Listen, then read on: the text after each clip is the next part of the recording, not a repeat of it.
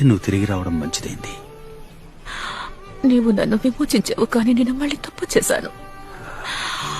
నువ్వు ఒక్క రోజులో పోగొట్టుకోగలిగితే అది నిజమైన విమోచన కాదు కదా. నేను నీకు రుణపడి ఉన్నాను, కానీ నేను అసలు ఇది చెయ్యలేను. ఏం చేయలేవు? అనుగుణంగా జీవించడం, తిరిగి చెల్లించడం. నేను అసలు నిన్ను వదిలి ఎలా వెళ్ళాను? ఎప్పటికీ వెళ్ళకూడదు అనుకున్నాను, అయినా వెళ్ళాను. నాకు నీ హృదయం మాత్రమే కావాలి. నా తండ్రికి నీ హృదయమే కావాలి. నీ వద్ద ఉన్న దాన్ని దయచేసి మాకు ఇచ్చేసాయి. నన్ను క్షమించండి.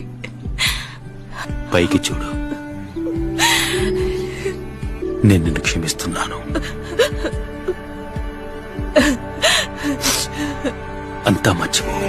ఇంతవరకు నీవు నన్ను నడిపించుటకు నేనే మాత్రము